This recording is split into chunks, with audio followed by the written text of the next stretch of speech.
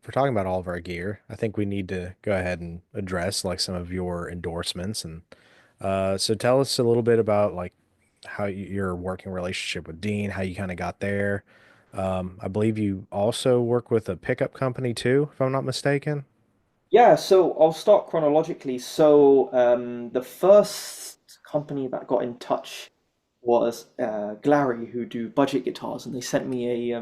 That was the first guitar I ever got sent, and I still have it. And it's a Stratocaster with like the lightning shape, and that was like the first thing, and that was a really good practice guitar. I use it for some lessons and stuff, but after that, Donna got in touch, and I don't think they were making too many metal focused guitars, but then we were working on some did some pedal reviews, and they've got some really great equipment for quite low prices. Like I really like their Oh noise yeah. gate, I really like their reverb products as well. And Donna and I we haven't been working so much together. We worked the most when I was living abroad, Hmm. and they sent me a bunch of guitars out there, and they did the job. Like I had on a DMT 100, which is that white Stratocaster shaped guitar Okay. that you'll see on some of the videos from the end of 2022 and 2020, beginning of 2023. So I only had that guitar for like 7 months, and that guitar was I had to give away a lot of stuff because I couldn't bring it back in a suitcase Oh yeah. when I came back to England. So that guitar's in the States. I gave it to a friend.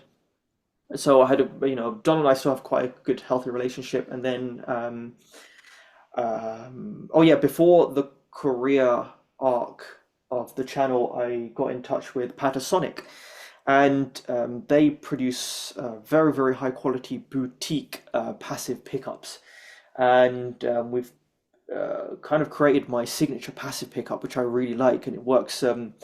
That works really well with kind of colder equipment. Hmm.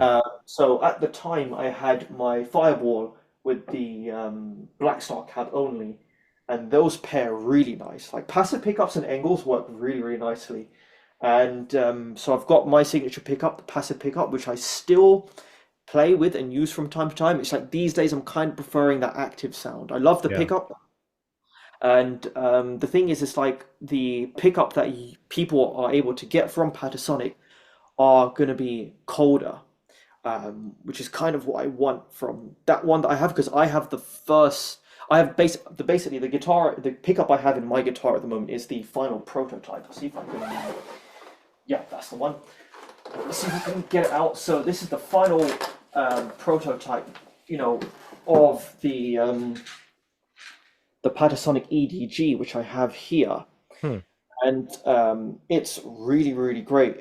It's so articulate, and it's the best thing that it does is leads, and that's really what I like to use this for. It's like really searing hot leads, because it adds a level of warmth that a lot of active pickups don't have, and you kind of want Yeah. that from like especially solos and stuff. So this is a great, great, great, great guitar for solo playing as well, and this has got the stock Dean pickup, which I really like as well. So when it comes to like passive pickups, if that was a little bit colder, that would be perfect. And Patasonic neck pickups are perfect. It's like all of the warmth you get from a Gibson and all the class that you get from a single coil Fender pickup. So yeah, really, really great pickups from Panasonic. By far some of the nicest passives that I've used, because they're not too cold, and they've got this really cool articulate sound to them as Yeah. well.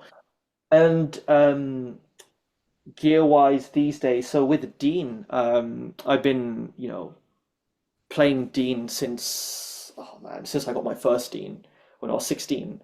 And the reason why I like Dean so much, I will get onto the on how it kind of happened, but the reasons why I like Dean so much is because for me they've got the most comfortable necks out of most guitar brands that I've played, and I sit with them nicely as Mhm. well.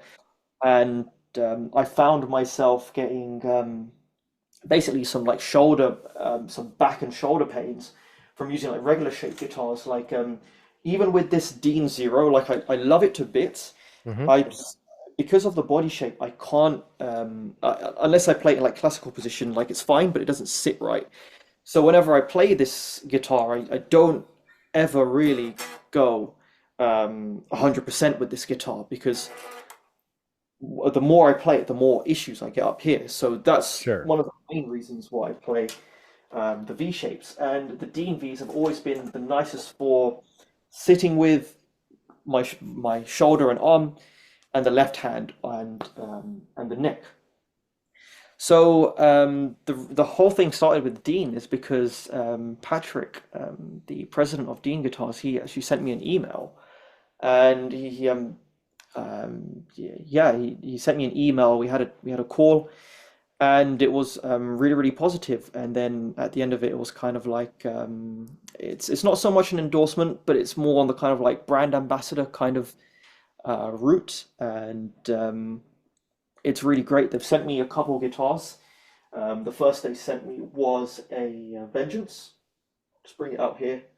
This is one of the issues of having lots of guitars. They just yeah. So this was the first guitar they sent me, a Vengeance, and this is awesome, awesome, awesome guitar. Fishman Fluence, my favorite active pickups. I love Floyd's because one of the reasons why I love Floyd's is not only tuning stability, but because they feel so nice when you palm mute. They're just nice and flat. And if I were to like spec up a custom guitar, this would be like 90% of what it would be. The only things that I would change really on this guitar with like I'd like it just a little bit more fret access to the 24th frets.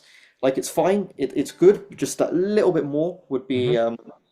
would be better, and I'd remove the tone pot completely, and I'll just have like two volume pickups here, completely out of the way of the picking hand, which is one of the issues that I found with Fenders especially, but also Yeah. Jackson guitars, because when I'm picking, my hand just keeps on hitting the volume control. Because on this guitar, it's just out of the way enough, and it doesn't get in the way. Um, but that's one of the issues that I found with other guitar brands. But yeah, this was the first guitar they sent me, and the other was the Dean Zero, and these new Deans are absolutely fantastic guitars. They're pretty much for me. I mean, they do everything that I need from a guitar, and they've got everything that I pretty much want a guitar to do, and exactly what I want from a guitar, and that's why I like them so much. They sound great. They look cool. They sit well. They stay in tune real nice, and I've had no issues really with these guitars. I've just had to get them set up, and that's pretty much it. So I've got this one in D standard at the moment, 10 to 52 strings. So it's just tight enough for me to dig in, and they've got just enough rebound. So Yeah. when you're doing like the fast articulate stuff, you can get that response you need from the string. So yeah, these new Deans are pretty awesome guitars, and they pair real nice with the gear I have. And the thing is, I've got kind of close to the range of what I know exactly what I want from a guitar, what I don't want from a guitar, and yeah, like that's why I've kind of like stuck with the Dean for so long because they've just done what I need them to do. Gotcha. Yeah, I've been a big fan. I don't know how much to attribute to it, but since like Chris Canella has kind of become like the face for Dean and their AR guy, all the models that they put out since then, kind of the revamp of a lot of shapes. Been a big fan. I'm dying to get my hands on one of these days.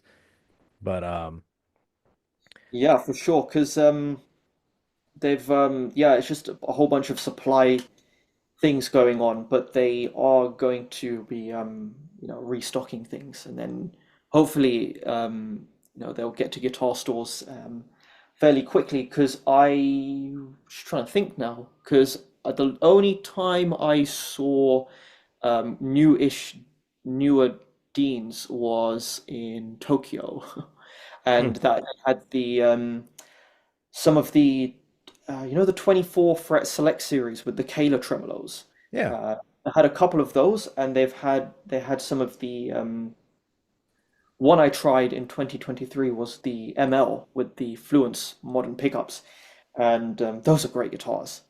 Those sound really, really, really good, and yeah, they're very, very well-equipped guitars.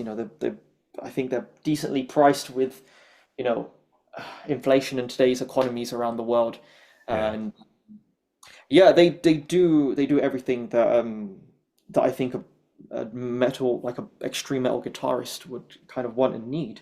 And one of the cool things about the Z shape, the zeros, is there is no neck dive as well. Oh, So you're nice. playing, because yeah, you're playing up live and it just sits well and true and straight and solid. So yeah, Chris, yeah, he knows how to create good. He knows how to create great guitars for sure. Absolutely. Um, yeah, we've had a couple guests that have some of the newer ones. Like we had Justin from 3 Inches of Blood. He's actually playing, I think, the same models you have even. And then I know one of my favorite bands, Malevolent Creation. I know they're like within the last year or two, Dean converters. So yeah, I definitely gotta. I need to try to hit them back up again because the Yeah, channel's grown a bit. See if I can get like a loaner for a demo or something like that. Um, because I'm a huge fan of V's and Explorers. Um, I've got a couple. Sadly, no Deans yet, but yeah, absolutely. Um, and I feel like we have a lot of similar, maybe a little bit of a similar ear too, because like I've got one of the Engel E530 preamps. I've got a Marshall MF400 as well. So I'm right there with you. I love the tight response and everything. I love that kind of chimey, high, upper mid kind of thing going on where you can, ring out chords and everything comes through crystal clear. Um, is there anything in particular as far as like for some of your gear videos? Um, is there anything in particular that you'd love to do? Like maybe like some kind of amp shootout or is there a particular Engel amp or Dean that you don't have that you'd love to have? yeah, yeah, 100%. So with guitars, I am frothing at the mouth.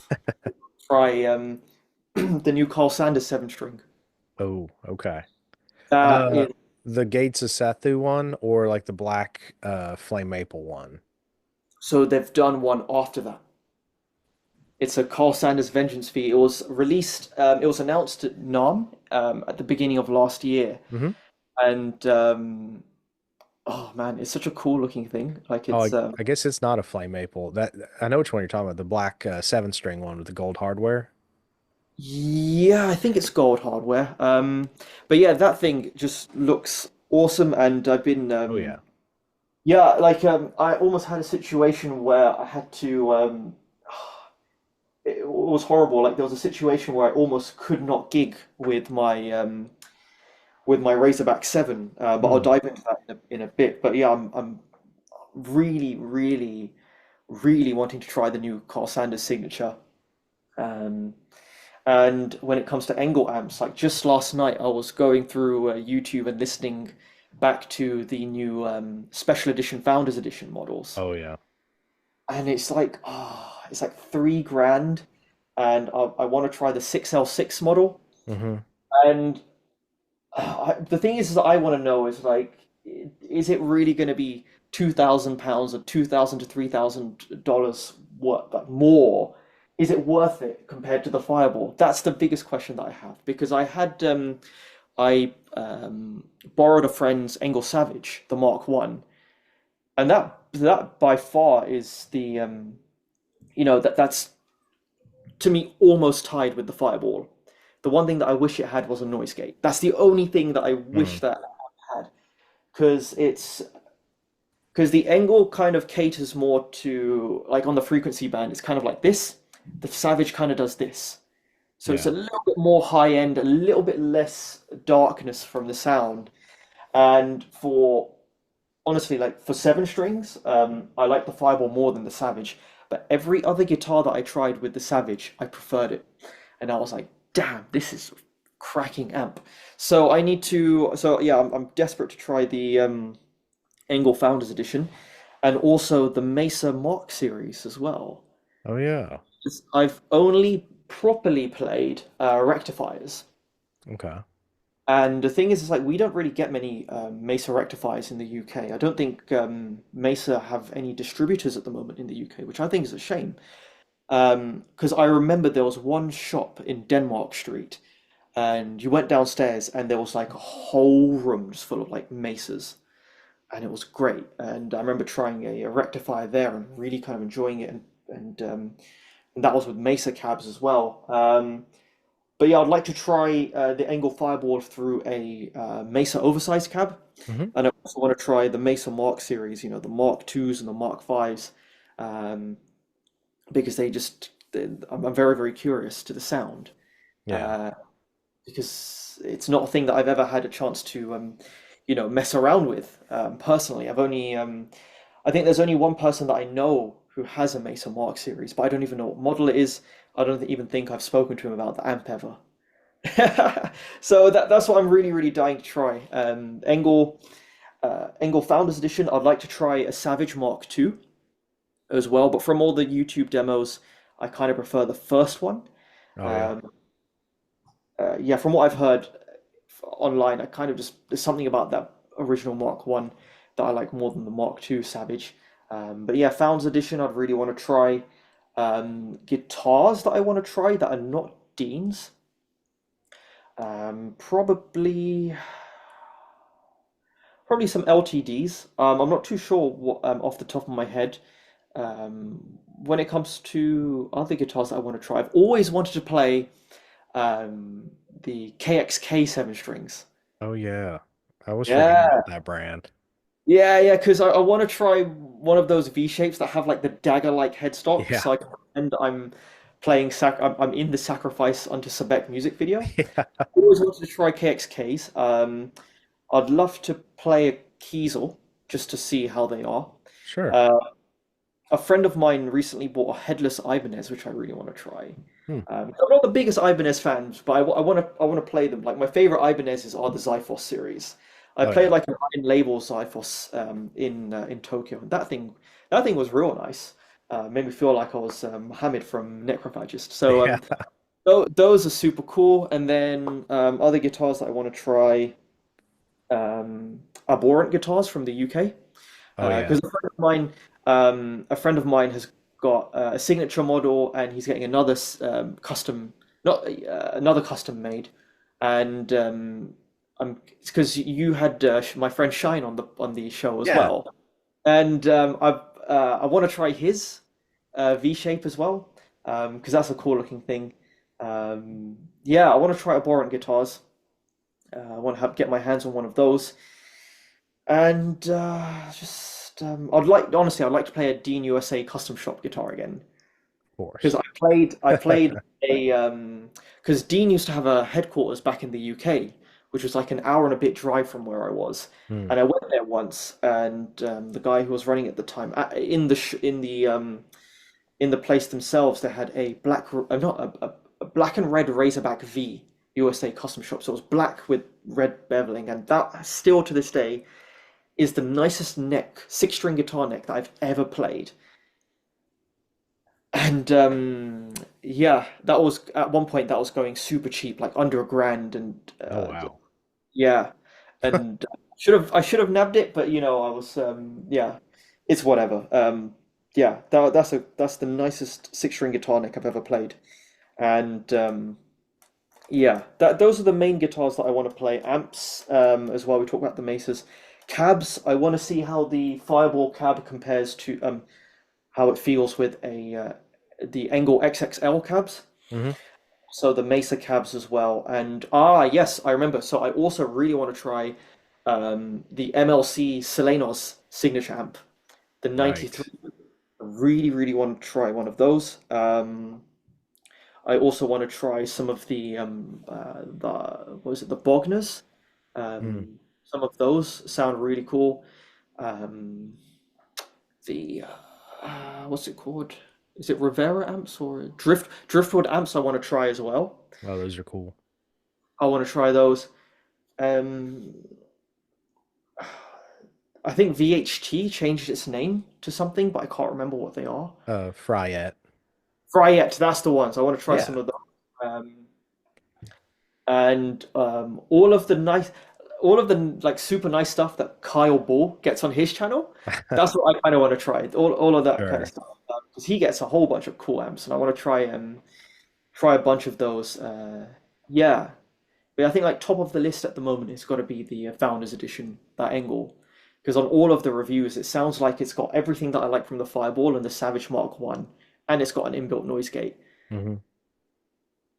If that ticks all the boxes, and if I'm able to get that from it, then yeah.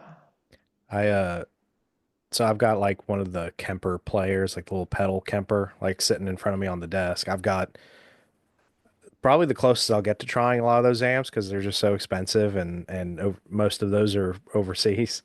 But I've got profiles of pretty much everything that you named off, and all of them are super cool, and I use them all the time, especially that Founders Edition.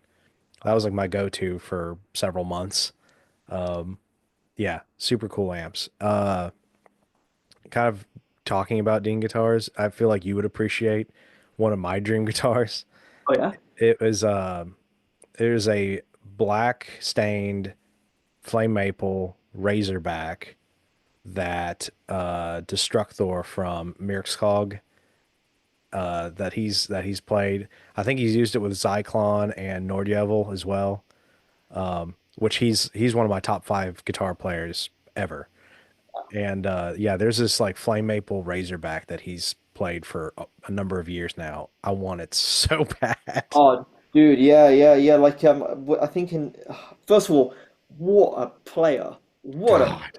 insane, insane player. And Merckskog's one of the biggest influences for Oreshkagor's music. And the coolest thing about the way him and Sektimon write is that it's so unpredictable.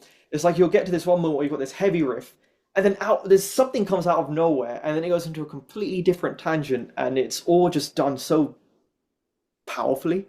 And yeah, like because I remember I think he was endorsed by Dean back in the day with his Morbid Angel years, Hmm. and he must have got like some real cool stuff. Oh yeah. And yeah, what a great band, Merckskog. What a just I want there to be a third album, but I'm Yeah. just not if it's ever gonna happen. But yeah, but yeah, the Razorback series for me anyways have been the best live guitars and some of the best guitars I've played, period, like just hands down. Because the guitar I've gigged with the most is my Black Razor V, Hmm.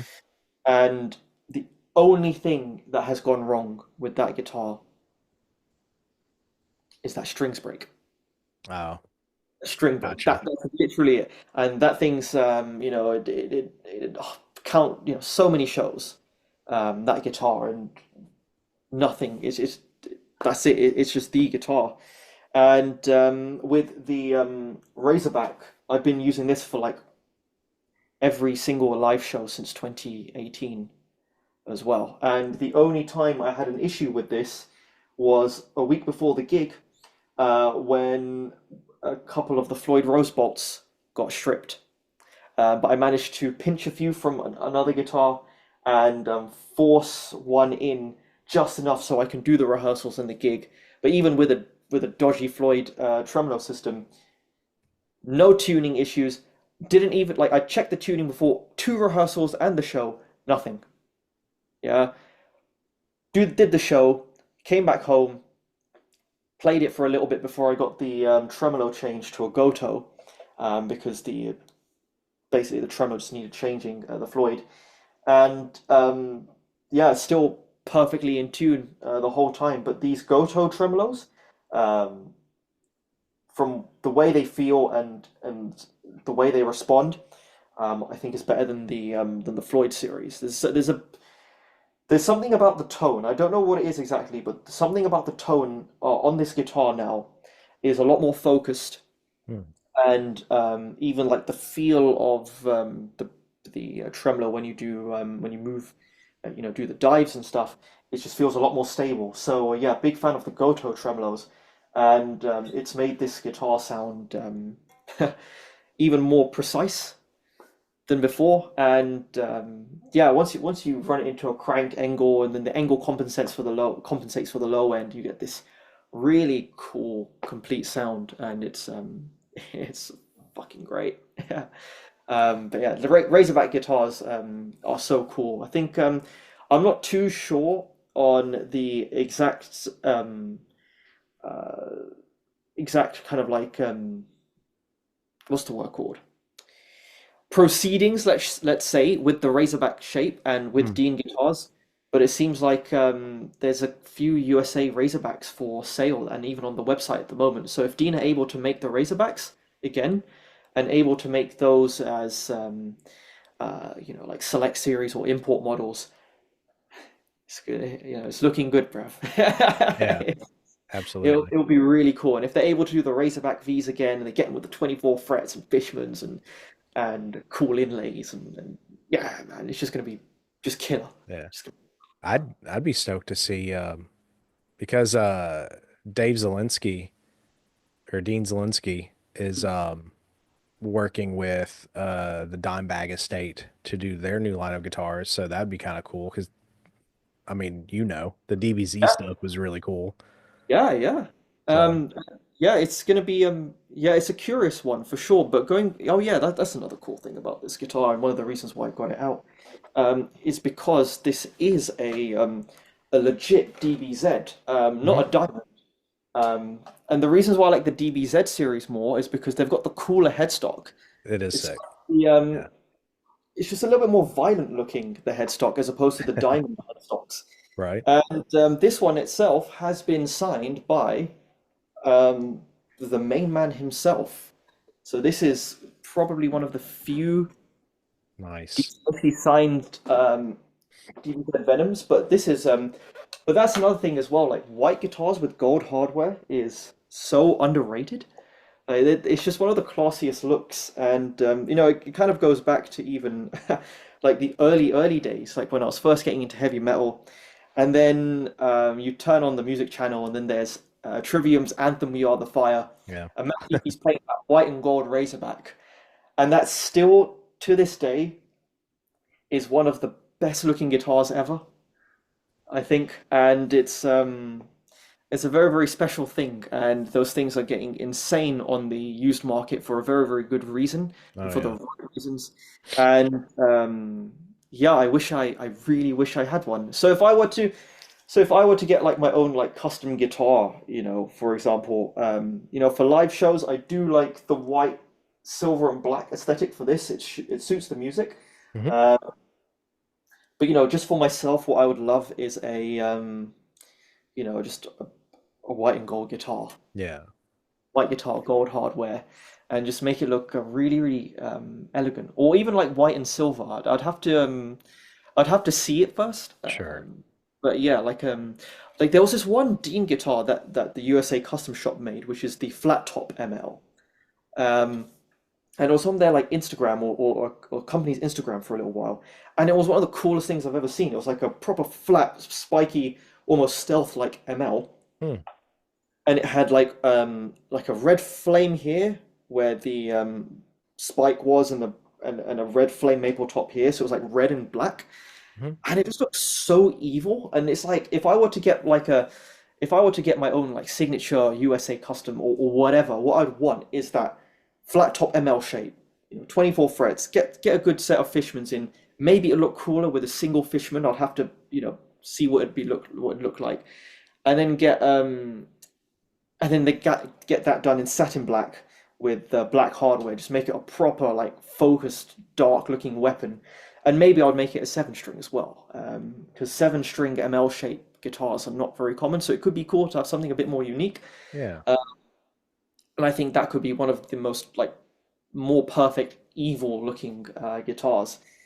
And then yeah, but like for myself, I'd love a 24 fret normal ML shape in white and gold, and if I can get that as a Razorback with the red with the gold pinstriping, Oof, that's gonna be some yeah, that's magic. Well, man, I'm gonna have to kind of start wrapping this up a little bit, but I do want to ask you before we hop off here, what it would be your top four or your Mount Rushmore of for this black metal bands and or albums, Oh, okay. Uh, personal to you. oh, personal to me. Okay, I think I'll start off with I think yeah, four best and most important black metal bands. Number one, 1349, of course. For me, best band ever. Right? My favorite band. And yeah, man, like what Archaon and Shalva did over the years is just magic.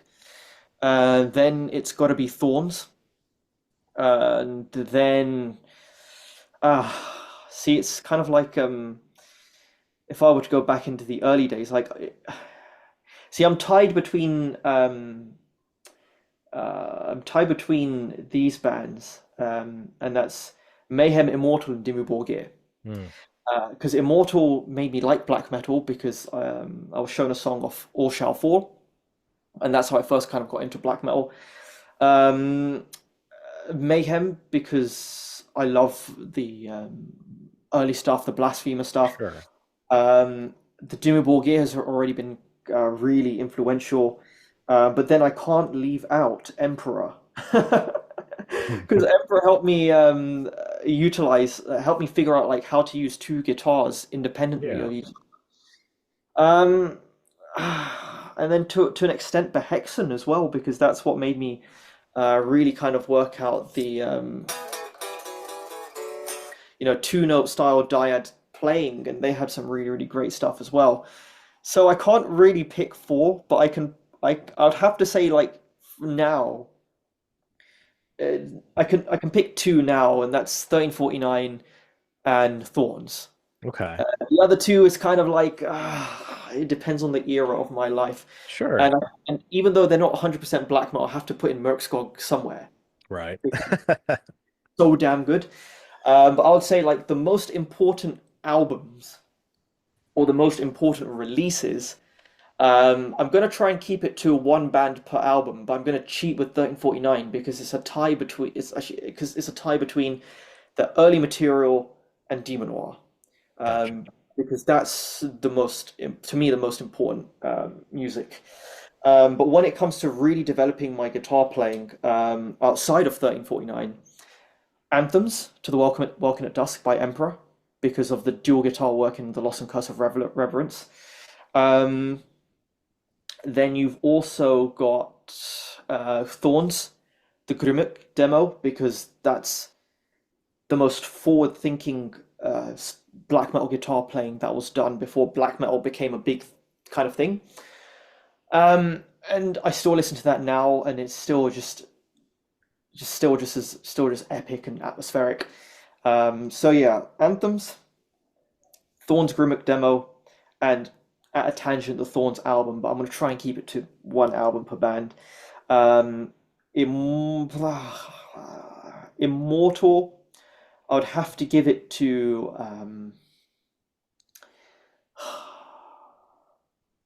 either All Shall Fall at the Heart of Winter or Sons of Northern Darkness because each one of those at some point has been influential. Mayhem, I have to say the same thing between, Death Crush, De Mysteries, and uh, even all the Blasphemer albums as well. It's like it's so hard for me to pick one, Yeah. the bunch, but if I were to pick like okay, the defining albums to my guitar playing, I would have to say The Hexens by the Blessing of Satan, Anthems to the Welcome at Dusk, 1349 Demon Noir slash Hellfire, Okay. uh, Immortals, At the Heart of Winter. I think I said Anthems. To some extent, Dissection and Suda. Mm. To some extent, Nightbringers. To some extent, Pseudo God as well. Okay, if I were to look, let me put it like this. If I were to pick one album that kind of sums up the way I'm playing guitar right now. Hmm. Out of every single black metal release, it has to be at this current moment.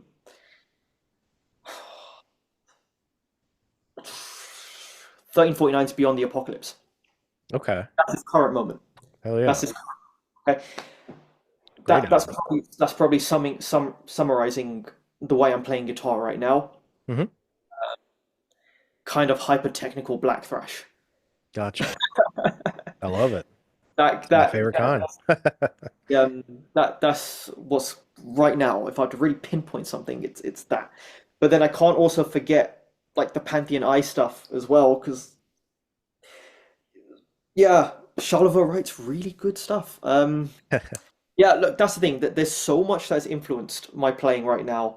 But if I were to pick one album right now that's defining my playing at the moment, it's Beyond the Apocalypse. Fantastic. That's awesome. Hell yeah, man. Well, It's very hard to give a direct answer with that question. Yeah. I get it. It's kind of the fun of that question is the people to kind of squirm on the, figure out their list on the spot. Yeah. But it's Yeah. always in good fun. Um, well, before we hop off here, man, I want to give you the floor to promote any and everything. So, what do you want the people to check out? Okay. I mean, you can check out my band, Gohil, Sojourn, and End on Spotify and YouTube. You can check that out. But when it comes to, is it just Git music, or is it just like Git gear, or? Well, just kind of self-promotion spot, I guess. Oh, But okay. I mean, look, you can check out the Devgohil channel. You can check out the Black Metal Mastery course on Udemy. You can check out my Abyssal Scriptures tab book and my guitar tones, which are available on my Bandcamp. And you can also check out my band and the musical projects tab on my YouTube page, so you can see some of the musical projects I've been involved with. You can also check out Blackthorn's channel, Snoraruk of Thorns, his YouTube channel, Snorter School of Desktop Satanism, because we recently released a song under our project Detention. Fun little project we've got going on. We've got Welcome to School, the song. You can check that out on YouTube and streaming services. But outside of my own personal projects, definitely check out Snorter's YouTube channel, because you're learning how to play black metal guitar from the guy who, one of the two people who kind of started that actual Norwegian black metal guitar sound. I would also suggest to check out some other YouTube channels. Actually, I think for the death metal fans here, I think Dunn's YouTube channel is really great for death metal guitar content as well. I would also suggest to listen to the early 1349 records, because there's a lot more going on with the guitars than a lot of people give it credit for. I would also suggest to check out Pantheon Eye, because that's probably one of the most coolest underrated black metal bands from the late 2000s and the early 2010s. Check out those guys as well. And what else? Oh yeah, if you get a chance to try out the new Dean guitars in your local music shops, definitely try them, because they are they're so good.